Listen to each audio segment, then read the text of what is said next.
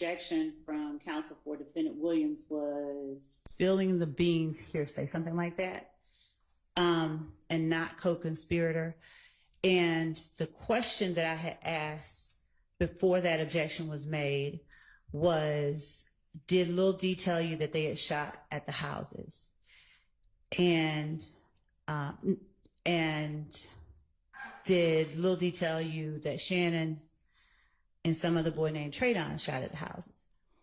Now, this is not hearsay or spilling the beans for two reasons. One, because he later, when confronted with knowledge police had, told the truth. But first, he lied and said Lil D told him X, Y, and Z. So we're not offering this to prove that Lil D told him that. Our belief is that Lil D didn't tell him that. But we do need to show, when he's sitting here telling the jury on Friday that he and Lil D came up with a play, and that play involved implicating Montunk, and that Lil D told him that Lil D had told the police on him, Quindarius, and Montunk, and that he wanted to get back at Lil D for implicating Montunk. So therefore he said Shannon. All of what really happened is very important. So when he starts out talking about the fact that Summer told me this, Lil D told me that, he's trying to keep himself out of it versus what he said on Friday, which was, I went down there to give them the story that I had essentially concocted with Lil D. All of what he told them when he first went in is therefore very important for the jury to see that was a lie. What he told the police, what he told them on Friday was a lie. What he told the police was a lie, and how the police were able to actually get to the truth.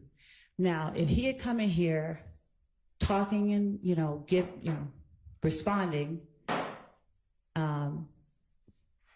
at least responding, as opposed to doing what it seems everyone has decided to take on and do and come back after a certain time and not remember anything, then we would have been a lot further along. If he had come in here and kept with the same, whatever it was he was trying to say on Friday. But right now we're at a point where he's now saying, he's partly saying, I was there, that's fine. He wants to only talk about himself. That's consistent with a lot of things that we've seen in this trial. And he's trying to avoid talking about anybody else. So having him testify about essentially what lie he told the police, because we've had a lot of instances where he said, I lied.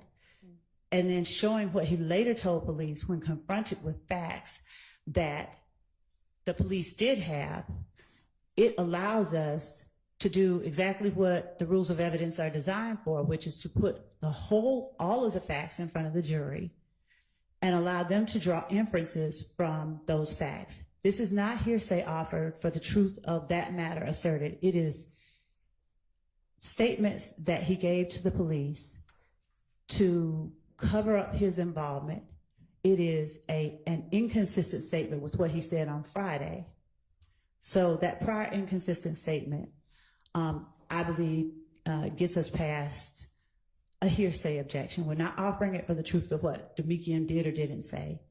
And later when he says, when confronted, you lying, Detective Gaither literally got ready to get up and leave, and he starts telling the truth, the jury ought to be able to hear all that. Hiding all that from the jury obscures from the jury pertinent information we believe they need to assess the credibility of his testimony on the stand and what he told the police during the interview. All right, if it's not being offered for the truth, then it is not subject to a hearsay objection. So overruled. I believe it is being offered for the truth, but whatever the court finds. And also, my bigger objection is I witnessed the district attorney just leaning down on her table and reading potentially or surmising from a supposed transcript in front of the jury. Does not give this witness, who keeps saying, I don't recall It was a 9-year ago statement. He said he has reviewed nothing for his testimony. And I believe that under 613, which is 24-6-613B, it needs to come in evidence to impeach him, or he needs to be given an opportunity to review what he said, rather than the district attorney just say, did you say this? He said, I don't remember, and then move on. He has basically said he is not going to, preemptively, not going to remember anything other than things about his own probation. So honestly, I think at this point, you've laid a foundation that he's not going to remember anything in this interview. Your Honor, I understand what the court surmises so far, but Your Honor, I also know that there are particular parts of this interview that this witness has said certain things because of that. If we were to, as in the past, if we attempted to just based on those statements, because the court sees he's remembering some things and he's not remembering others. And I think it's very important for the jury to see his selective memory. So if we were to simply say, okay, we're just going to play the statement now, we don't believe that, and I understand that the court wishes to, further things along, but if we don't allow the jury to see what his selective memory entails, that we are hiding things from the jury that are very relevant to their making a decision about what they should believe and what they should not believe. We have had circumstances, I'm not saying this is going to happen today, but we've had circumstances where we have done exactly that. There's been, their assertion that he said he doesn't remember. Then we go and try and play the whole thing. And then there's the assertion she didn't confront him with that. And of course, 613, there's nothing that requires us to show him anything. No, but another thing is he didn't want to meet with us or talk to us. So yeah, he doesn't have to be presented with the actual transcript. And I mean, so that's a 200, 300 page transcript you've got in front of you? It is, and some things pages? It's 275. Are you going page by page through it? Because that's really not necessary.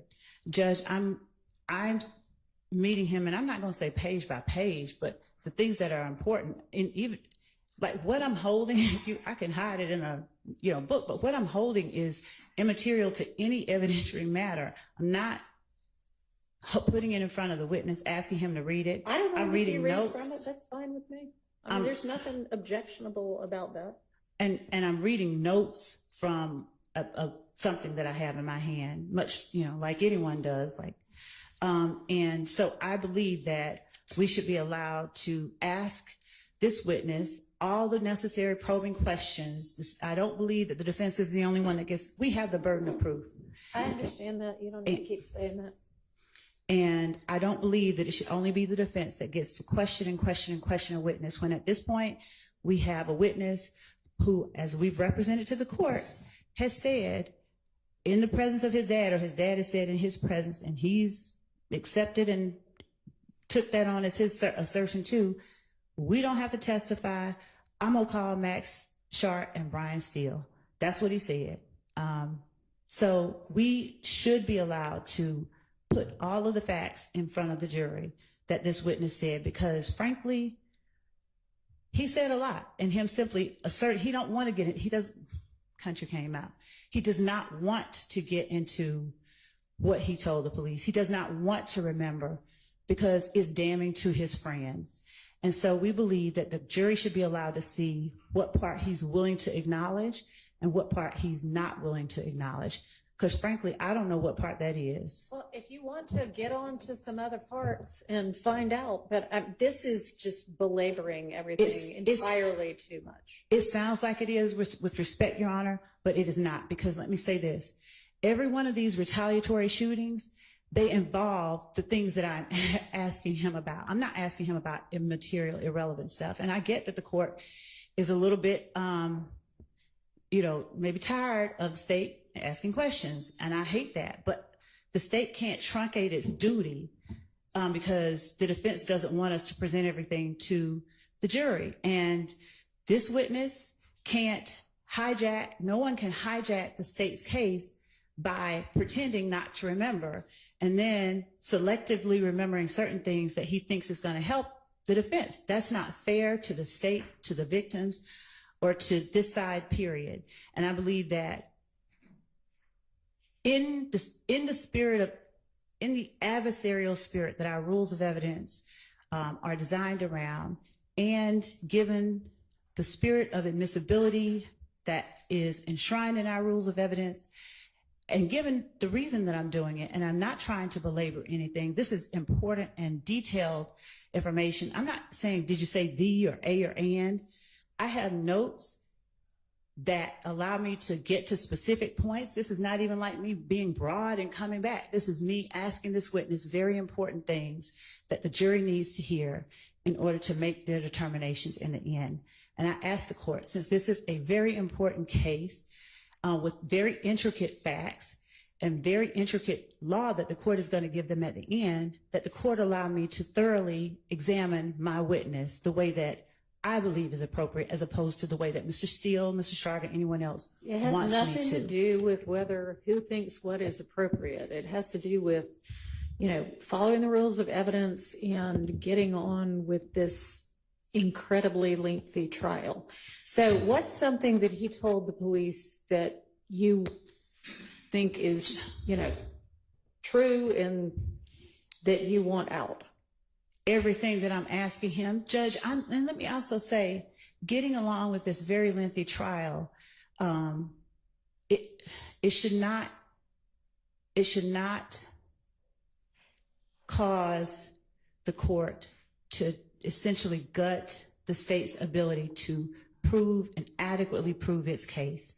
And objections based on, I don't know what the objections from the defense, of course they don't want this out, Your Honor, but this is not being asked in a way to belabor anything. There's a ton of stuff. I could sit here and read to you the notes that I have and to let you know, but Your Honor, the court hasn't, I don't believe the court has had the time and ability to read all of this case here and know why each of what I'm asking is relevant, because it might not seem relevant to the court, but in the end, the jury is going to be asked to make a determination, and we're going to be making arguments based on details that were presented. It just seems like there's a more direct way to impeach somebody, if that's what you're trying to do. I'm trying to ask him, I'm not necessarily trying to impeach him. I'm trying to ask him to tell the truth. And if he doesn't, then I have to impeach him. I want him to tell the jury the truth. And if he's not willing to do that, only then do I have to impeach him. I think it's pretty clear that he is not willing to say anything that's in this interview, because he has already told you, I don't remember anything about that. Nothing, zero. I apologize for interrupting. Oddly enough, though, he has told us some stuff that's in this. Well, maybe Friday he did, but no, today he has. Today he has as well.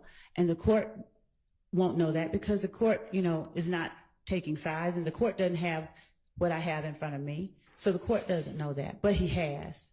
So I would ask the court to allow the state to conduct its examination in accordance with the rules of evidence. And until I do something that is not proper, that has an objection that the court deems should be sustained, and I don't believe, let's cut her short because she might be, getting too much information out of this witness or going to be doing too much damage. If the court remembers, the objection that they had last week was, Judge, if he gets up there and says, I don't remember, or if he falls out, or if he does this, there were all these predictions about what is going to happen with this particular witness. There was the prediction that they don't even believe he's going to come, made on Monday or Friday, week before. All of these things surrounding what happens if he doesn't remember or doesn't talk. He was talking Friday. I don't know what he decided, who he talked to. He wasn't supposed to talk to anybody, but he comes in today with the I don't remember, obviously with the intent to hamstring the state's ability to get pertinent information in front of the jury.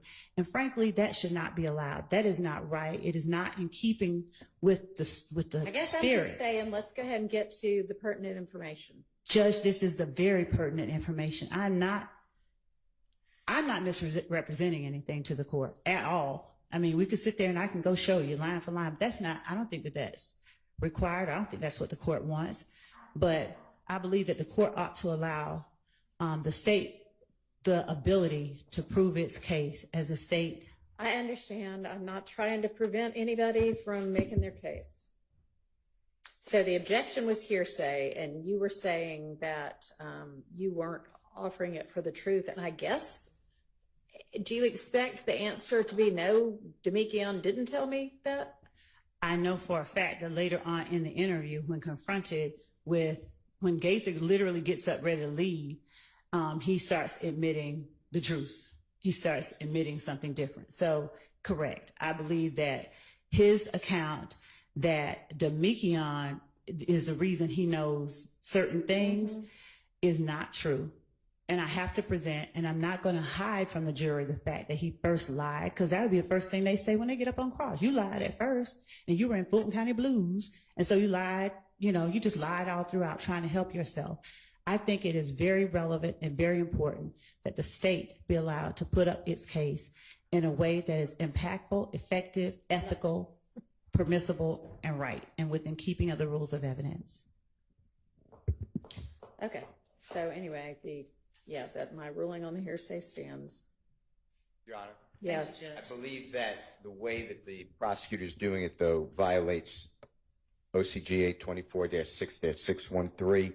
I cite this 24-6-613. I cite to this honorable court Rozier, R-O-Z-I-E-R, versus State, 365 Georgia Appeal, 178 in Division 2, 877 Southeast 2D, 855, 2022 case. And I specifically rely upon the fact that the witness said that I don't remember, some things he does remember, and then it's extrinsic. He's being impeached with extrinsic evidence. So that may make, you have to make the decision, I may have another objection, but his prior video, audio statement admissible to impeach. But yes, it does. But what the prosecutor's doing is she is taking the hearsay. Did Detective Gaither say this? Did Detective Gaither do this? And then just moving on.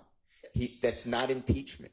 And what I believe may happen is when the state calls Detective Gaither, they're going to try to play this recording. I will be objecting because they did not give this witness, which it says in Rozier, the opportunity to see the prior statement and explain it if he can. That's my objection. I mean, that's what I wish you would get to. Judge, is XYZ true? Well, then, Judge, here you said it. Explain it. Judge, number one, it would be hearsay if I were to just ask him, did you say this in a certain interview? I have to first ask him, is it like, did you do this? And then if he says yes or no, well, then I have to confront him, bring to mind the time. Why are we getting to the facts, though? Why? It's not really that it matters, did you say this? If we know he said it, just ask him, is it true? And then impeach him with his statement. Because whether or not it's true is entirely different from okay, I'll back it up. For a statement, a prior inconsistent statement to be substantive evidence and not just impeachment, Your Honor, we have to ask the witness whether the fact of the statement is true. That is what I'm saying. And him saying to police one thing and then saying to us another only means that he said it to the police once, said it to us another way, not whether or not the fact of the matter has not been presented to him.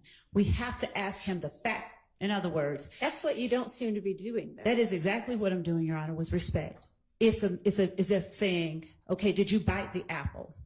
You don't ask him if he bit the apple, but you ask, did you tell the police that you bit the apple? He says, I don't remember. And then we learn he told the police that he bit the apple. Guess what it shows? Nothing. Even though the two statements are inconsistent, because nobody ever presented him with a plain basic question, did you bite the apple? It just shows. But you're not doing that either. Actually, I am. I asked him, did they shoot at the houses? The only time you get me asking whether or not you told the police anything is after I ask him, did a certain thing happen? Were you at your house? Was your house on Cleveland? Did Summer come and wake you up? When he says either no, I don't know, I don't remember, you know it didn't, I go and then say, did you tell the police that you did. I have to confront him with it. And then when he says yes, no, maybe, I have to bring in either the statement or the officer that he told to show that he said it, because only then do I show that that prior statement of no, Summer didn't come to my house, no, this didn't happen, is untrue, by showing what he said to the police.